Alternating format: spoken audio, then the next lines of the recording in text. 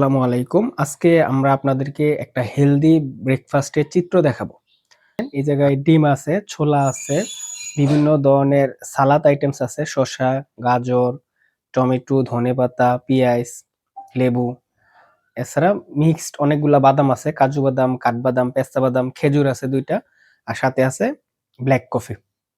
তো আমরা সবগুলা উপাদান একসাথে মিক্স করে আজকের ব্রেকফাস্টটা তৈরি করব। সালাদ আইটেমস এর মধ্যে এই জায়গায় আপনারা দেখতে পাচ্ছেন যে সবগুলাই উপাদান আছে, আমরা সবগুলো একসাথে মিশিয়ে নিয়ে নিব। সবগুলা পরিমাণ মতো আছে। শসা, আমরা প্রথমে শসা নিচ্ছি, তারপরে টমেটো, গাজর, তারপরে এই জায়গায় আছে ধনেপাতা, পেঁয়াজ আর মরিচ।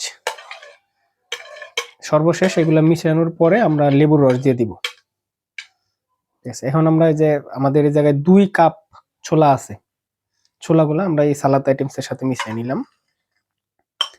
আচ্ছা, এখন হচ্ছে এগুলা মিক্স করার পালা।